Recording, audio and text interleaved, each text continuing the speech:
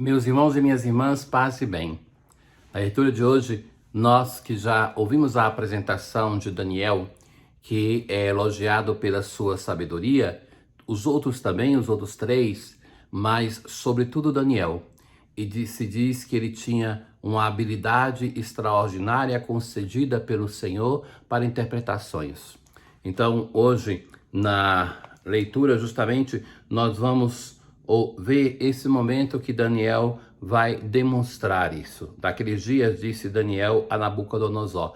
Então, o Daniel, segundo uma tradição antiga, ele vai contar o sonho de novo para o rei, para depois analisar parte por parte.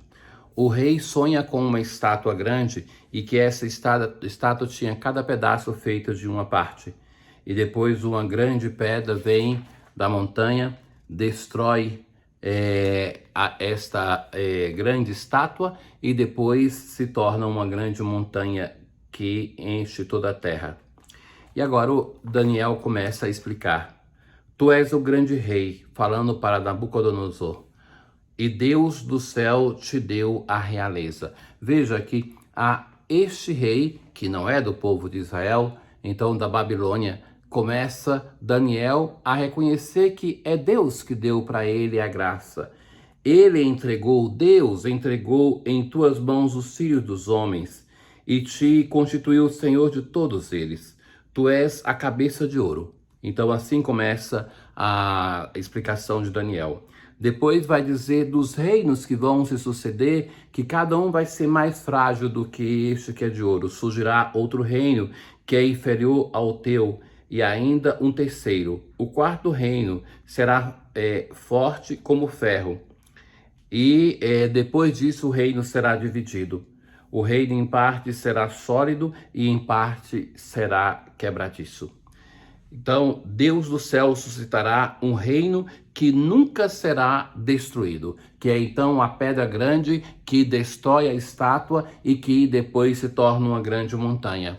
Na verdade, nós vamos ver que o povo de Israel vai interpretar essa passagem pensando sempre que Deus está prometendo uma grandeza, um grande reino importante neste mundo para o povo de Israel. Mas que isso nunca aconteceu.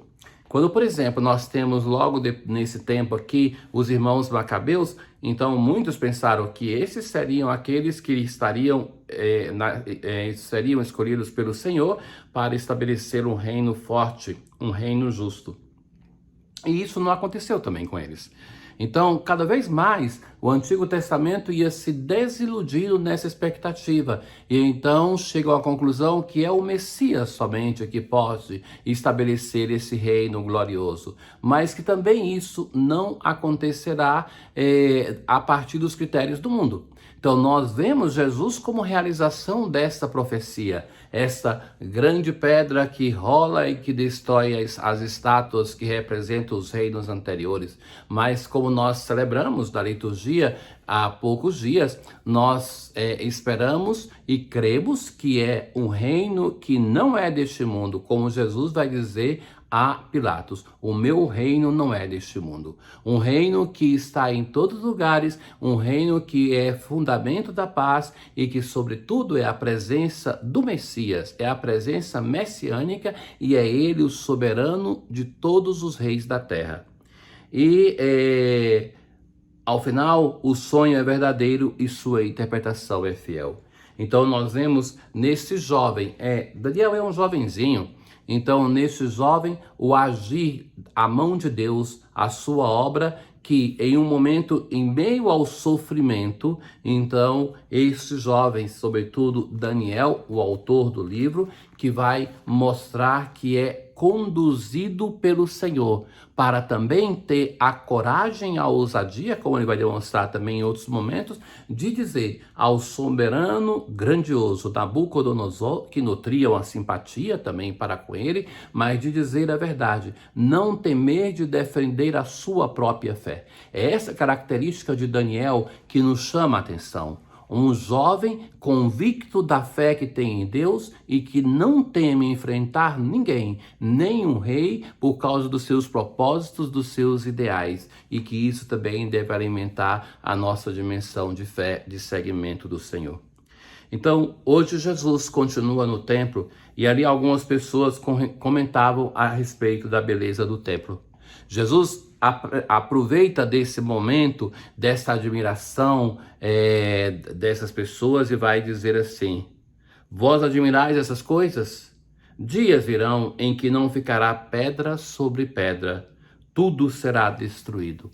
Então, os primeiros cristãos, quando ouviam isso, e já viviam o momento da destruição do templo de Jerusalém, então eles se recordavam dessa profecia de Jesus. Mas Jesus está anunciando aqui uma coisa que no quarto evangelho é muito mais clara, que ele se apresenta ele mesmo como templo, ele mesmo que se anuncia como templo. Mas então eles perguntaram: mestre, quando acontecerá isto? Veja que Jesus fala, tem um provérbio que vai dizer assim, que quando um sábio aponta com o seu dedo para a lua, o ignorante olha para a sua mão. Então Jesus, ele fala de uma coisa muito mais profunda, que é de um novo tempo que vai ser sinalizado e que ele introduz que esse novo tempo ele apresenta esse templo que é ele mesmo. Então as pessoas logo perguntam assim: mas quando vai ser? Então não se interessa com o que vai ser, mas o quando vai ser. Em nós muitas vezes tem essas perguntas. E então, e qual vai ser o sinal? O tempo e o sinal. Nós nos movemos muitas vezes da nossa curiosidade humana nessas duas perspectivas. Queremos saber quando é que vai acontecer, queremos ver os sinais, os milagres, o que vai acontecer, para que isso possa nos servir como uma indicação. Vejam que nós estamos no final do Evangelho de Lucas. E no final dos evangelhos, todos eles têm um discurso de Jesus que é costumeiro da pregação do tempo de Jesus, que é um discurso apocalíptico. Então, aquilo que Jesus está dizendo que vai falar agora, não esperem que vai acontecer, mas é simplesmente um modo de falar que haverá uma grande mudança, um novo tempo vai começar e que mesmo a natureza vai se associar a isso. Então, cuidado para não ser desenganados, porque muitos virão em meu nome dizendo: sou eu. Então, na história da humanidade, muitas vezes aconteceu isso, que disseram: sou eu, que vai ser em tal data, que vai ser assim, e essas coisas não aconteciam, porque de fato o próprio Filho de Deus, Jesus, vai dizer que nem ele mesmo sabe quando, e somente o Pai. E ainda, o tempo está próximo, não sigais esta gente. Quando ouvides falar em guerras e revoluções, não fiqueis apavorados. É preciso que essas coisas aconteçam primeiro, mas não será logo o fim. Então, que não é uma coisa que é um sinal de que logo está acontecendo a volta do Filho do Homem. E Jesus continuou: um povo se levantará contra outro povo, um país atacará outro país. Haverá grandes terremotos, fomes e pestes. Em muitos lugares acontecerão coisas pavorosas e grandes sinais serão vistos no céu. Mas, quando tudo isso acontecer, não percamos a esperança. Tudo isso deve acontecer antes, mas isso não é o sinal ainda da volta do Filho do Homem. Não percamos a esperança. Nós hoje na liturgia vemos o belo testemunho de Daniel, esse jovem que é capaz de ser fiel a Deus em meio ao sofrimento. E vamos ver que a sua história agora é um momento glorioso, mas vai chegar a grande sofrimento, mas ele não abandona o Senhor. E depois o Senhor Jesus, nessa última semana do ano litúrgico, nos chama a atenção para que nós estejamos preparados, despertos, porque não sabemos quando virá o Filho de Deus, o Filho do Homem. Então, que nós estejamos sempre como alguém que espera o seu esposo, como a esposa que ama o seu esposo e está preparada para quando ele chegar.